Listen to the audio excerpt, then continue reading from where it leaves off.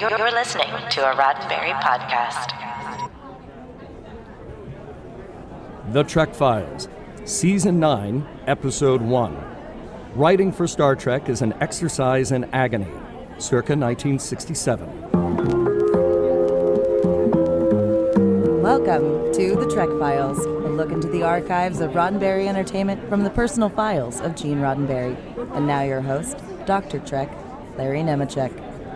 Well, welcome back, all you Star Trek fans, all you history buffs. Boy, do we have a special one. We have a special one for you this week on so many levels. Excuse me, it's not that we have the door open to the studio this week. That's the ambient noise you're hearing from Star Trek Las Vegas. Yes, for the first time in history, we are starting off Season 9, early episodes, live from Star Trek Las Vegas. And not only that, we have such an amazing guest for you today. But hey, if you're a veteran, you're back with us. Yes, I know all you Trekophiles spelled with an F. You canonistas, I say that lovingly. The whole gang, I know you know to go to the Facebook page, find the documents of the week this week, because you want to follow along, and you want to follow along what my guest is going to say. So hey, as usual, they're there for you to find at facebook.com/thetrekfiles. Here's a short audio sample, but you want to hang around and be with me for this week's special guest. Gene Coon said he and executive producer Gene Roddenberry have created an extremely detailed writer's and director's guide in which they have incorporated all the devices and techniques and gadgets and what is possible and what is not possible, which they give to all writers and directors. All right, Trekophiles, spelled with an F. Now, some of you who have been with us from the beginning, or you actually do go mine the catalog, know that we looked at this press release early in the first season. We talked about it because, as people who have studied Gene Coon, but we lost Gene Coon so early. He was even before the big convention boom of the 70s, much less. He died in 1973, lung cancer. But he'd had so much to do with seminal Star Trek, and everything today, of course, the DNA is right there in the original series in all kinds of ways. It's really hard to find anyone to talk about Gene Coon. I've known 2 or 3 people in my time. Today, we're going to be talking to a person who not only had her own awesome life, but yes, was right there hip to hip with Gene Coon in the beginning. We're going to look at this document again from her eyes. I am so thrilled to have with us an amazing woman, and among many titles in her resume, she was, yes, Gene Coon's executive assistant during and after Star Trek until the end of his short career. She's now got a book about those years in her amazing life. It's coming. I'm going to shut up. I am so thrilled to have with us today Andreea Kindryd. Andy, it's so great to have you on the Trek Files. I am loving being here. Thank you. Because it's been an awesome weekend. We had a great hour on stage. Yeah, we did. Because you've been hiding out in Australia for 50 years. I haven't been hiding. I've been living the life. I've been living the life. You guys have been hiding out here. But I'm so excited you're working on a book. We've been talking back and forth for a few years, so I'm glad to have you on the Trek Files. I found that, the Trek Files is all about finding interesting documents in Gene Roddenberry, in the Bird's file boxes. Yeah. So we were looking at this press release. Yeah. First of all, we could talk all day. We almost have about how you came into Desilu after the Watts uprising. You said you credit loosely with... Absolutely. Yeah. Not only that, but she had her house built by one of the foremost African-American architects. Oh. Okay, see, you're always throwing new stuff at me. So you were one of they were wanting to broaden the face of Desilu after all that, and you were a floater. You went around the Desilu studios. I was the pool. You were the pool. Yes. And I floated all over all 3 lots. So I went wherever I was needed. Coanga, Gower, Culver City. I was there. Whatever the department. It might have been a bit more boring in payroll than it was in casting. But hey, I went all those places, which gave me a really good view of making television in those days. Well, and you were a young black woman trying to pioneer. You had a background in radio business. I had a background. I'd worked for major radio stations in Chicago and in New York. And I had sort of studied at City College. But then I got distracted by the civil rights movement, and I moved on. Well, the civil rights movement was very distracting for a lot of... You were distracted for a good reason, because you wanted to make a change. Yes. You wanted to jump in and do that. Found your way to Desilu. You were the... I love the bit for... At times, you had your finger on the button at the Gower door. I was the ruler of the button. You had to come to my desk, and you had to sign in, and I had to make sure you were on the list. Yeah. And if you weren't on the list, I'd have to find a verification before I would let you in. Except for Harlan Ellison. When Harlan came in the door, he was running already. And I knew once again Harlan was late. And so I keep my finger sort of hovering over the button, but not pushing it, because it made a loud noise when it got released. And he didn't know when he reached his hand out if the door would be open or not. But who took you away from all of that? A guy, a middle-aged guy. I thought he was an old guy named Coon. Which for a young African-American militant feminist, that wasn't really the place you thought you wanted to go. But then I didn't take his name that seriously, because it came with a pay rise and some really good company and a place I wanted to be. So I just took my chances that nobody would ever open their mouth and say, "Oh, Coon's Coon." Yeah. But they did. That's been misquoted and been an infamous bit over the years. It was yeah. Back to the file. I want to let's go back to the file. Yes.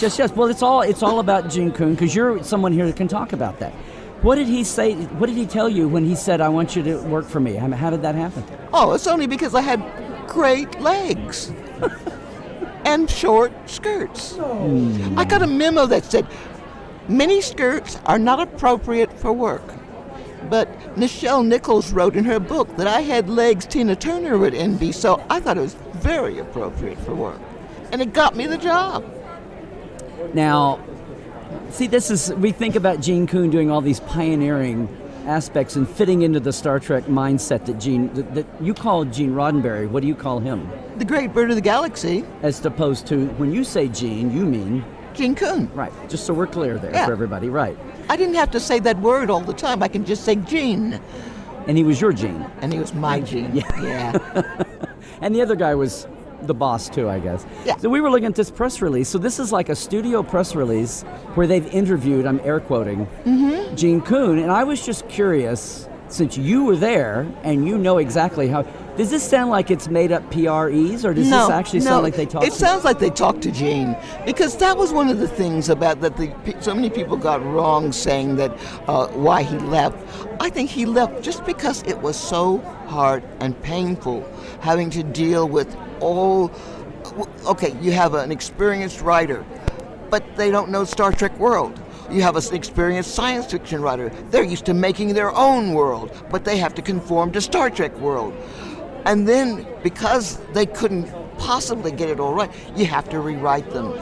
And sometimes it goes to arbitration. And when it goes to arbitration, it's painful, because you don't want credit, you don't want the money, you just want the good script. And so you had to do it, but the writer is now pissed off at you for what you did to his script. Or basically, her script. It's what today we call the showrunner. It's all of that. He'd love to just be able to write, which he did so well. Yeah. But it was all that, the administrative. He had to do all of that. Yeah. Well, so how he came to Star Trek with Miri, very like midway through the first season, before the show was on the air, right? They start in the spring and summer. How soon into his time on the show did you join him? I don't know. Like at the beginning, I need an assistant. I got to go find somebody. I mean, I think so. It was pretty early on. Those things I sometimes don't recall so easily. I'm 83, and sometimes some things stick out more than others. Well, there's a quote in here where he says, he's talking about how hard it is to write Star Trek. What you just said, you get sci-fi people who have to conform to a TV script. You get TV writers that have to blow their brains open to accept the sci-fi concept. And Gene Roddenberry, the Bird, started off doing that, and he wore out. He needed a right-hand man. And then you got the network, who says, "Come on, we want some more teasers that are not in the bridge of the Enterprise. We want to be on some great planet somewhere with interesting things happening," which all cost a lot of money, and their budget wasn't that strong. Or then you have research saying, I'm sorry, but that's not possible. That's not technically possible. That couldn't happen. And you got to go between what's exciting and fun and what's actually scientifically possible. Yeah.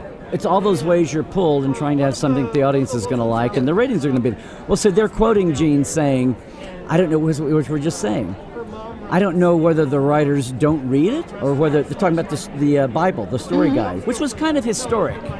Star Trek doing that because it was so complicated. It wasn't just another cop show, drama show, medical show. You had to be in the 23rd century. And they put all that effort into the famous writer's guide that fans have loved to quote from for years. But he's saying it was really for the writers to know. And he's saying, I don't know if they ever read it because we're certainly having to rewrite them. But I love this phrase. It becomes an exercise in agony. Does that say that's what? Yes. And he understood that. Now, I'm trying to remember. I think that the writer's guide did mention cannabis. And Gene never smoked. Oh, okay. But now Gene Coon has... like uppers. I was going to say, he has this notorious reputation for being one of the fastest writers in Hollywood. And amphetamine can help you do that. Actually, whenever I go out and score the amphetamines for him from my local doctor, who looked after a lot of people in Hollywood and industry, he'd always share a few with me. And I was never so slim. Now you're sounding like, sadly, Grace Lee Whitney, who was the same way. She was they were under a lot of pressure to be the female ideal and was doing, I think, amphetamines for some. Well, I mean, Bird would insist on costumes for women with great bodies that showed as much of them as they could get past the continuity people at the network. But one of the things he would do is he would have them come to his office to show off the new outfit, which meant women had to get dressed in Bill Tice's office, walk down one street, down another, and then around to the next one to get to Gene Roddenberry's office. Listen, we've just barely scratched the surface talking about Gene Coon, and you knew everything, but you were there. Bob Justman's down the hall. Well, we haven't talked about Michelle. Would you believe we're almost out of time for one episode? Can you please come back for one more episode and talk some more? Absolutely, Larry. My pleasure. Andy, did we have barely... I love seeing the doctor.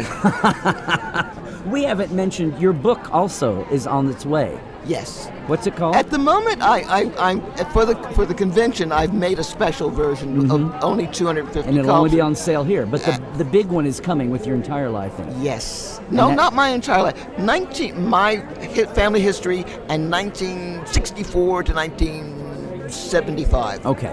All right. Okay. And that's called From Slavery to Star Trek is my book, and that one is Code Switching. The big book called Code Switching. Code Switching. And when's the due date for it? November. Okay. We'll talk more about that when you come back and see us, okay? All right. Thanks, Larry. The Trek Files is produced by Roddenberry Entertainment. Hey, all of our documents and your chance to comment are available at facebook.com/The Trek Files. Now, for more deep diving of Star Trek behind the scenes, visit Dr. Trek and Portal 47. Yes, that's me, at LarryNemecek.com. That's where you can link in for all the new Trek Files swag and shirts, too, at our TeePublic shop, too. Hey, Trek well, everybody.